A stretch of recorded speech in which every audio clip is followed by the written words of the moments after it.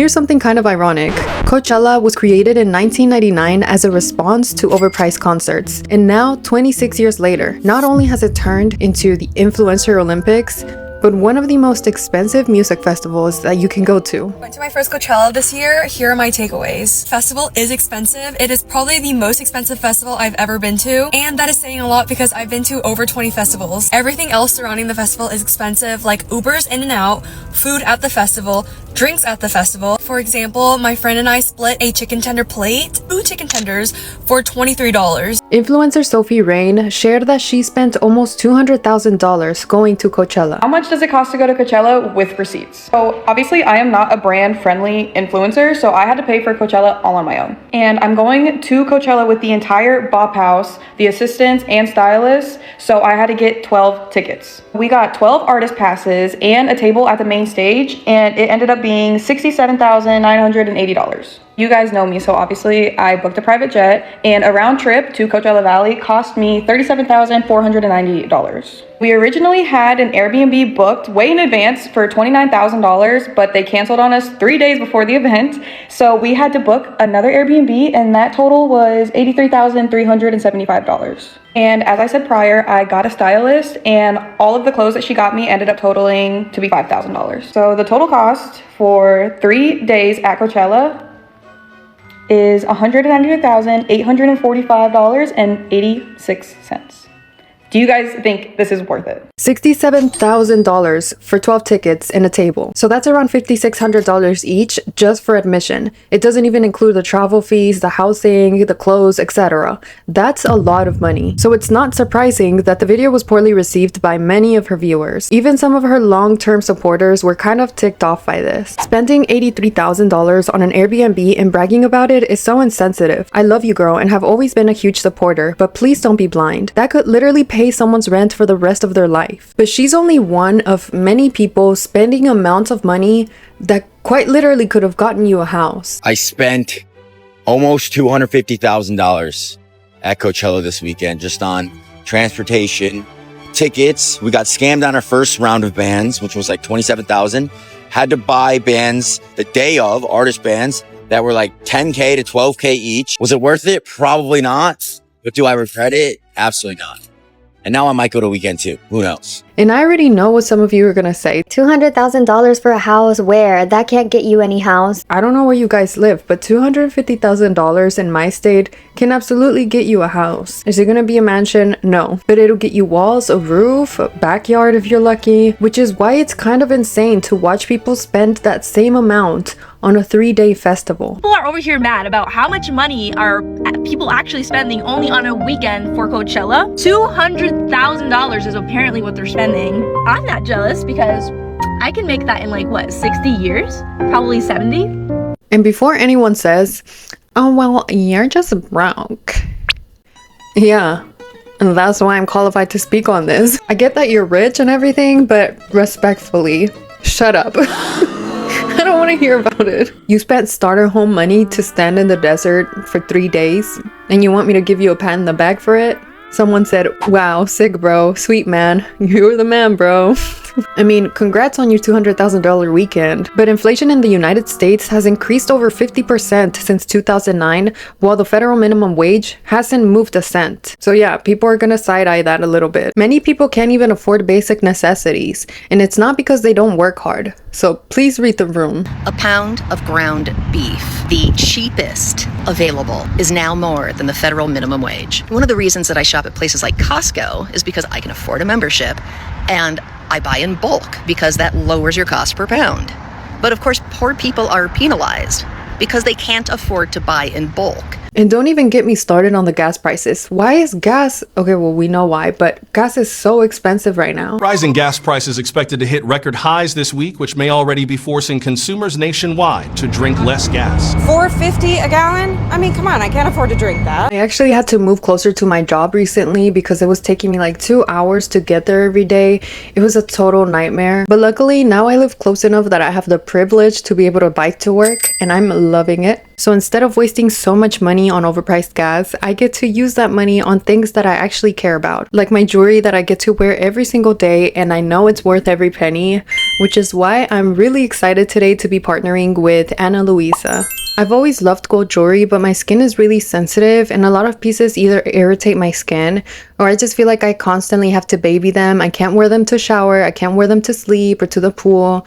And I just don't have the patience for that. As much as you should be taking care of your jewelry to keep it in perfect condition, I just like jewelry that I can wear every single day without even thinking about it. Ana Luisa is perfect for that, so make sure you check them out by clicking my link down in the description so they know I sent you. It'll direct you straight to their website, and Mother's Day is almost here, so make sure you grab the pieces that you like before they run out of stock. They have affordable life-proof jewelry that is tarnish-free, water-resistant, and hypoallergenic for us sensitive skin individuals. And Mother's Day is just around the corner, so if you're still debating what to get your mom, I'll save you all the headache. Check out Ana Luisa. It's a really easy gift because the quality is there. All their pieces are very beautiful and versatile, so you don't have to second guess yourself if they'll like it. And you can feel confident gifting it knowing that it's something that they'll actually love and wear. And I don't gatekeep, so if you like the ones I have on today, this is the Lev Puffed Heart Necklace. And I'm also wearing the Ash Double Hoop earrings.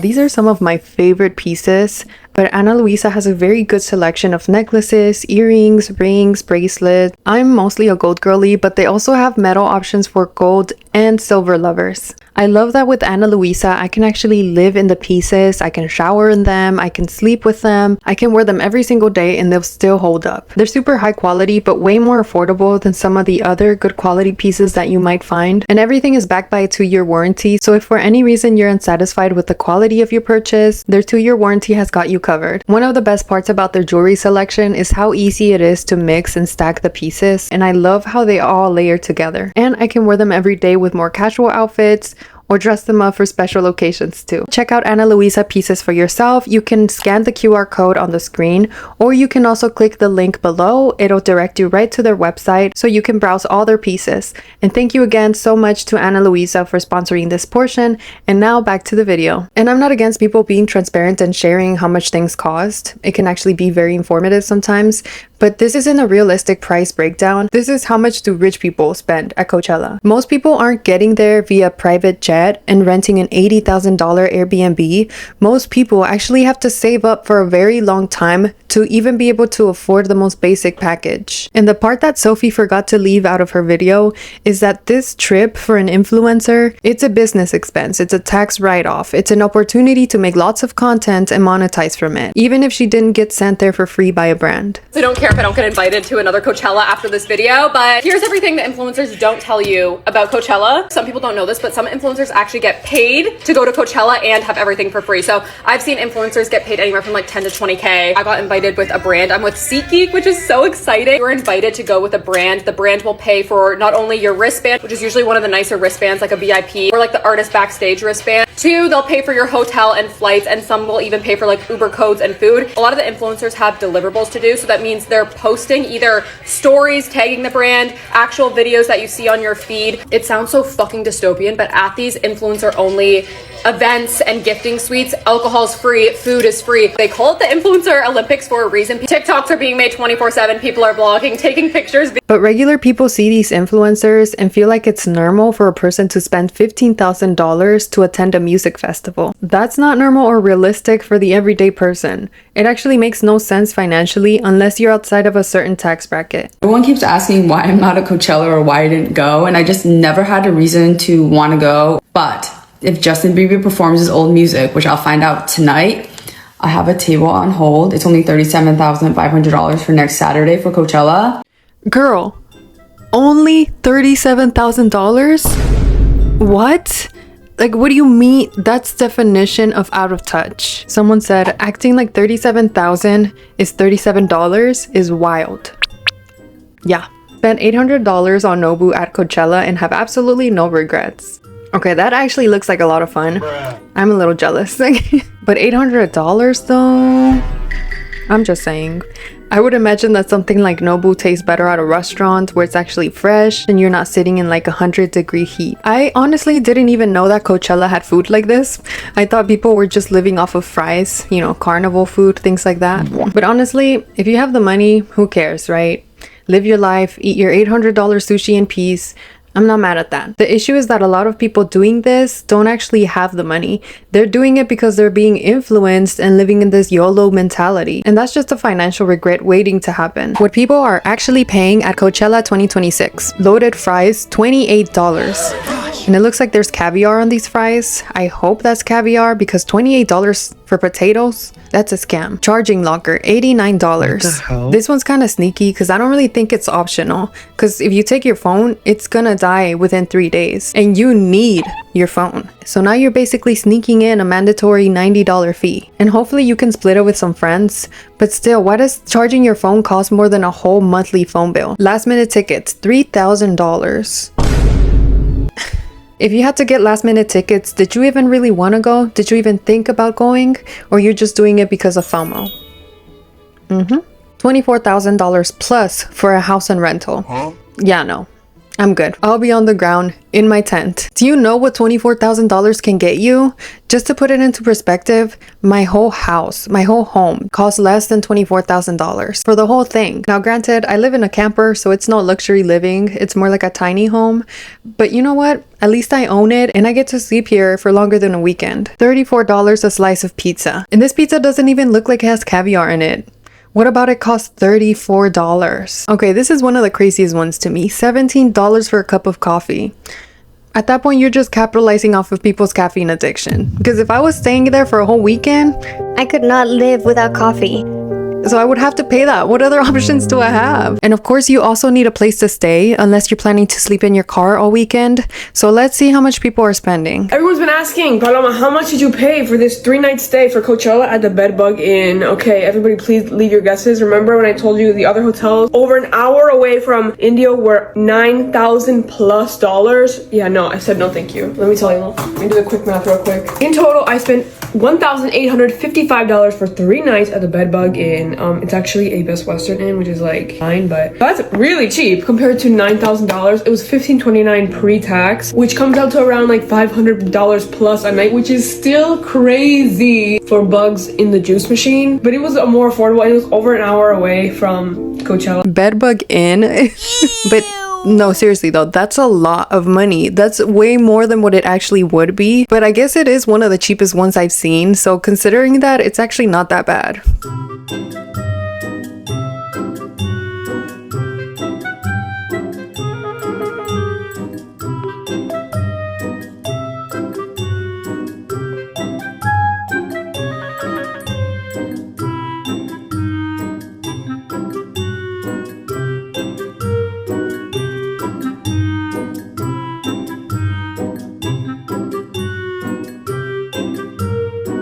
Now that's a Bedbug Inn.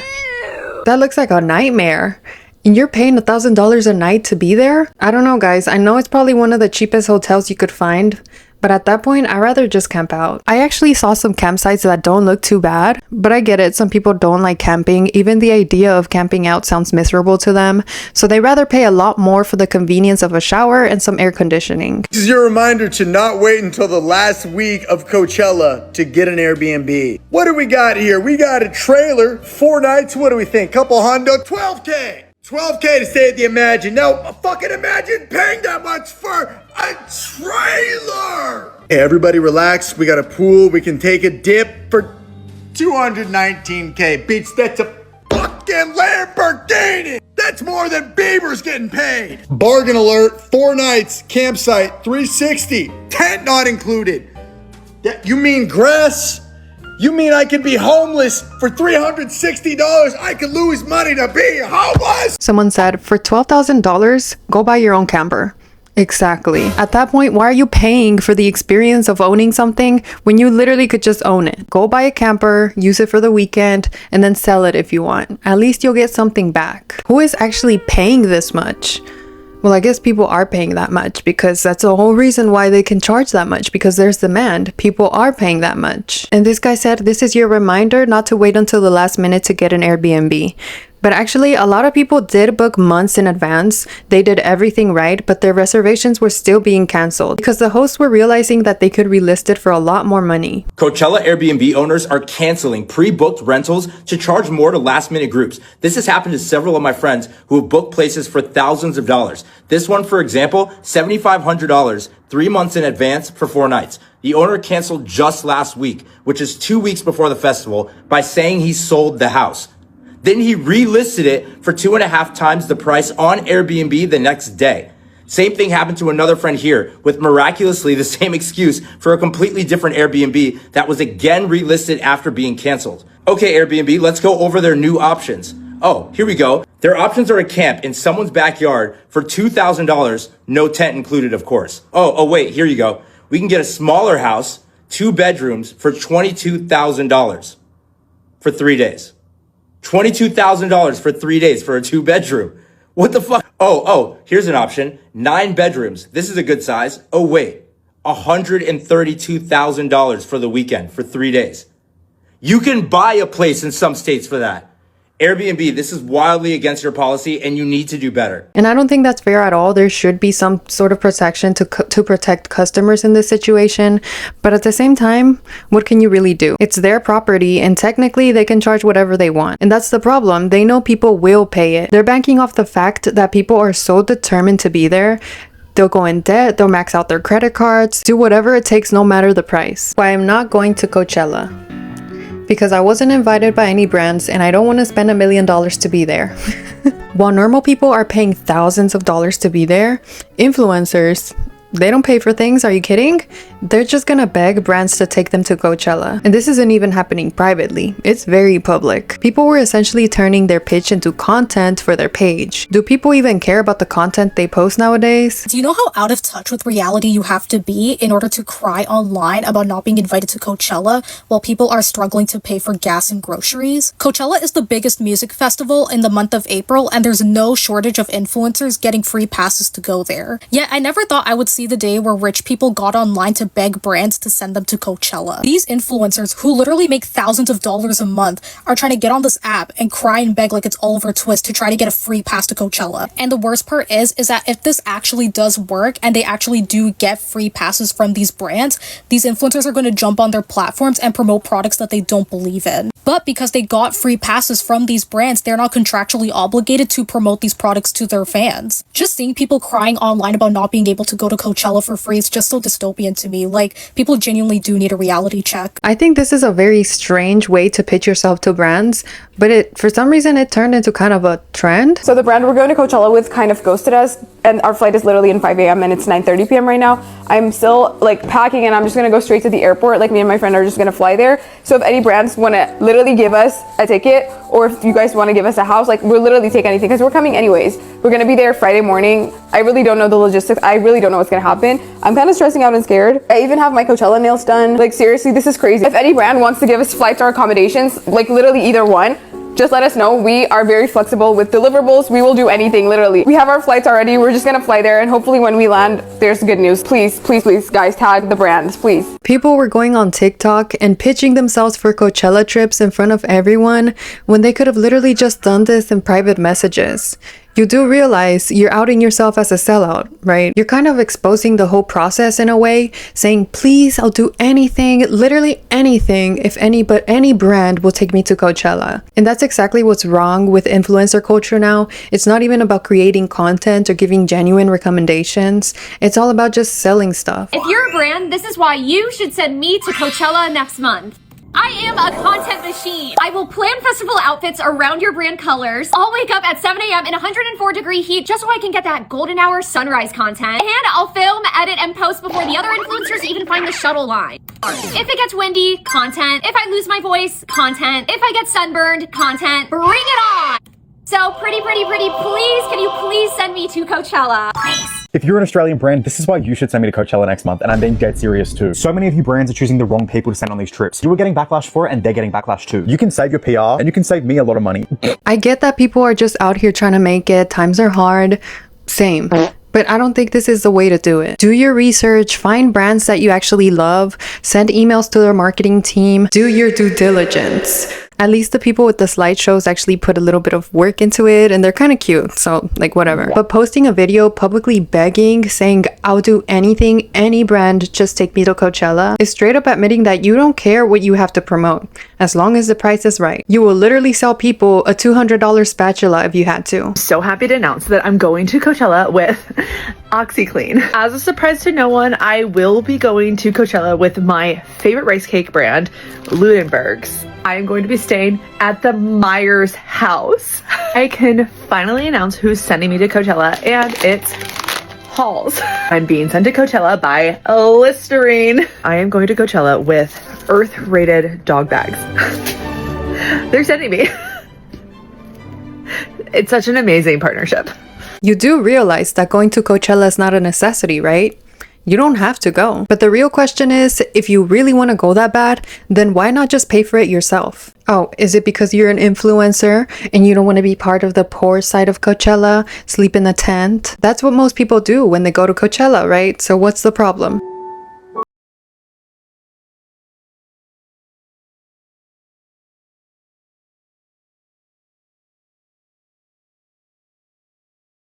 Okay, I guess that is a big problem if your house can literally just take off flying. That would really suck, because now what are you gonna do? Sleep in your car or in the floor? I don't know. I heard that there's also snakes there. Let's not forget it is a desert. There's no way I'm sleeping on the floor with snakes. The music over this is kind of funny though. It does look like a natural disaster, except let's not forget it's a voluntary one. The top comment is poor rich people. Actually, this is what they're calling the poor side of Coachella. Now, I've never been to Coachella, so I can't speak from personal experience, but I have seen a lot of videos of people saying that going to Coachella as a normal person is a lot different than some of these rich influencers are making it out to be. If you're not going to Coachella and you feel really left out, let me tell you why you shouldn't. As someone who went as a normal person and not as an influencer, it was one of the worst concert experiences I've ever had. If you're not going as an influencer, you don't have your entire trip paid for, and Coachella costs like thousands of dollars. The accommodation, the Ubers, the actual festival itself are all so freaking expensive, like super insanely expensive, like thousands of dollars. And the accommodations you find will be overpriced and they're not even that good. Getting inside the festival is a nightmare. Firstly, there's no place for you to be dropped off at. Festival's like really disorganized. So I remember we asked like 20 different people where do we go, and they were like, oh, we don't know. And they actually worked for the event. So you'll end up sitting in traffic for most of the time before you can find a spot and get dropped off. You think that's the end of it, right? But no, you have another what feels like an hour-long walk to actually get into the festival. Walk you have to do is on this super dusty, bumpy, like unpaved road, which was really hard for my friend because they were in a wheelchair. So I was trying to pull them, and then I felt bad because they kept getting knocked over and falling out of their wheelchair. So it was not like wheelchair accessible friendly. Blazing sun is so hot, but there's no places to sit, there's no shade, so you end up just sitting on the ground, and it can get really, really dirty, and people just kind of throw their garbage around. You have two people playing at once, and you'll be like, okay, I can go from one person to the next, but it feels like each stage is like 30 minutes away from each other. So by the time you can run over to the next stage, like that set is over. So you end up just missing a lot of your favorite people, and you only end up getting to see like 5 or 10 minutes of the people you like because you're trying to run all over the place. Everyone's vibe is really, really bad. A lot of people were pretty mean. Everyone's just there to say that they were there and to be like, oh, I'm at Coachella. And it's less about the music and more just about like kind of showing off, it felt like. When I've been to other concerts, everyone's pretty nice about letting you through and stuff, but at Coachella, everyone can get pretty mean and be like, no, you're not coming this way and stuff, you can't go through, so it's like harder to work your way through the crowd or to reconnect with your friends or anything if you lose them. During the daytime, it's burning hot, and then at nighttime, it's freezing cold, and the dust is really, really intense. Like, you'll blow your nose, and there'll be black dirt coming out of your nose, so I just got really sick from the extreme weather changes and the dust. So the third night, I couldn't even enjoy the festival, and I probably was only there for like 30 minutes and I had to leave. And so, yeah, I don't recommend. I definitely think there's way better concerts and festivals to go to. Even on the low end, I'm talking like $2,000 to $3,000 for this. And don't get me wrong, I love camping, I love the outdoors, but I like it because it's usually free. Or like $20. It's supposed to be cheap. It's kind of the whole selling point of camping. I'm not spending thousands of dollars to sleep on the floor. I'd like to thank the poor side of Coachella. You guys made me have no FOMO whatsoever. There was one girl I was following who waited 3 hours in line for a shower, and then she got food poisoning, and then spiders hatched in her fan. She said it was like 85 degrees, and a family of spiders hatched in her fan. So Thanks to poor Coachella. But for the non-influencers, the civilians, the people with jobs, you guys are out here funding your stinky, sweaty desert experience the old-fashioned way, with debt. Sometimes a headline just puts a smile on your face. 60% of general admission ticket buyers at Coachella use buy now, pay later to finance their tickets. And ladies and gentlemen, we got them. And let this be an example to you. If you see one of your friends or one of your mutual friends always on vacation, always at the it place, and you're wondering, how are they pulling this off? How are they doing this? Well, unless it's family money or maybe a sugar daddy, they're in debt. That's how they're doing. They're in debt. And I was looking for a reason to hate on Coachella, and I got it. Probably needed a hug, but instead I decided to go to Coachella even though I'm in so much credit card debt. As terrifying as that sounds, it's not a unique experience. I'm not even being dramatic. About 60% of ticket buyers last year used buy now, pay later to afford their ticket, which is kind of insane considering that Coachella is not a necessity. It's not a medical bill, it's not rent, it's not groceries, it's not treats for your cats. You're financing a weekend where you're probably gonna miss half the sets and get a sunburn. Coachella is only 3 days, but now you're stuck with this bill for months. Guys, my Coachella tickets are officially fully paid off. I'm about to be so fucking up. Those monthly $170 payments have been beating my ass. It's really not a good idea to go into debt for something like this. I'm sure it can be a lot of fun if your tent doesn't fly away, but thousands of dollars for any concert is not worth it unless you have a surplus of money, of course. If you have an emergency fund and you know it won't hurt you financially, then fine, have fun. But a lot of these young people are not even thinking about that. They're living in this YOLO mentality. Last year around this time, I was literally in almost $10,000 of credit card debt from raving.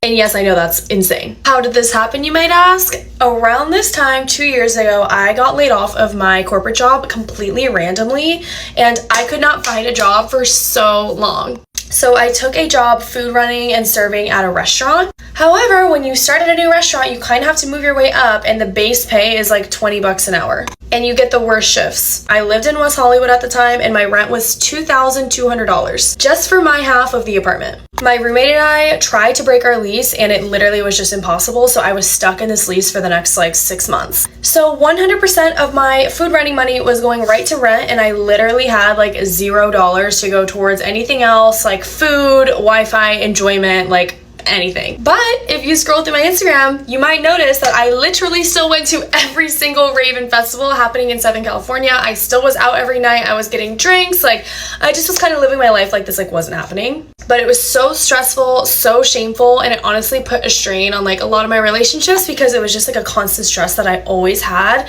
like knowing how much debt that I had. A lot of people feeling this pressure, especially people in their teens and early 20s, aren't even making that kind of money. But because of the constant content, the outfits, the trips, oh, everyone's going, that's why it starts to feel like you have to be there. And that's when the FOMO kicks in. I keep talking about this. FOMO, guys, hello. Because just like the influencers are online saying, please take me, please, I'll do anything.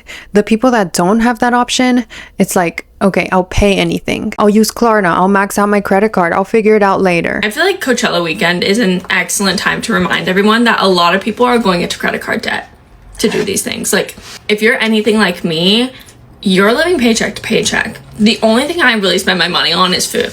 Like, I haven't been on a vacation in a year. Life is really, really hard right now. And I'm happy for the people at Coachella. I'm happy for the people finding joy, but like, you really can't be comparing yourself to people because you have no idea what's going on behind the curtain. And if you're anything like me, you cannot put yourself into a bad financial position. Like, I have nothing to fall back on. Like, if I fail, like, I have to go back home to North Carolina. Thank God, like, I have a family to go back home to. But like, failure means that for me. And you know, I think it's really easy to like get in this like comparison game of like keeping up with everyone, but just this is your reminder, you're not alone if you're feeling really, really strapped. They're going into debt, like they are. It shouldn't be that serious. It shouldn't feel like you have to go into credit card debt to attend a music festival. If anything, the normal approach should be if you can comfortably afford to go, then go. If not, then don't go. Save up for next year, get together with a group of friends so you can split the cost. Too big. I'm not saying that you can only go if you're rich. Normal people can have fun too, splurge a little sometimes. I'm just saying be financially responsible. I went to Coachella as a normal person. No brand deals, I paid for my ticket and campsite, I didn't get a fancy Airbnb, I didn't get a stylist, I thrifted everything I wore, and that's okay. That's what normal people do, and normal people can go to Coachella too. I really like that she shared this because it shows what a realistic Coachella experience can look like for someone that still wants to go, but realistically can't spend their whole year's salary to be there and get into debt. Even this is gonna be a big expense. You're already splurging on the non-negotiables, like your ticket, but you don't have to go with an all or nothing mentality. I'm already spending so much money, so might as well go into debt. Might as well buy the $34 pizza. Might as well. It's a trap. But some people were getting very creative to save money anywhere they could. You're lying. Holy shit. That's so funny. There's people sitting here like forever. It's like, I'm the gang shit, baby. Yeah. Are you serious? That's actually kind of genius. I would have never thought of that. And I don't even blame him when they're selling alcoholic beverages for like $30 each for a small cocktail. But then again, it's alcohol, right? It's non-essential. And someone could say, well, if you can't afford it, then don't drink. But even the essentials, the food was so expensive that people had to get creative too.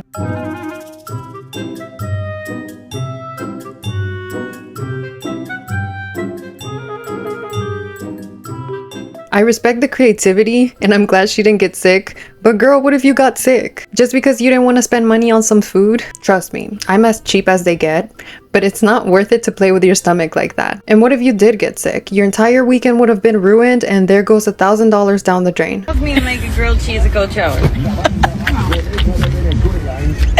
Brand. Cheese. We must have had a chicken overnight. Alright, if you want to get a head start, you can just leave the cheese on the dash right there. Take out your breast. Toss them. Where's that spoon? Direct. Alright. Something there. I got the cheese for two just place. And you let son do his magic.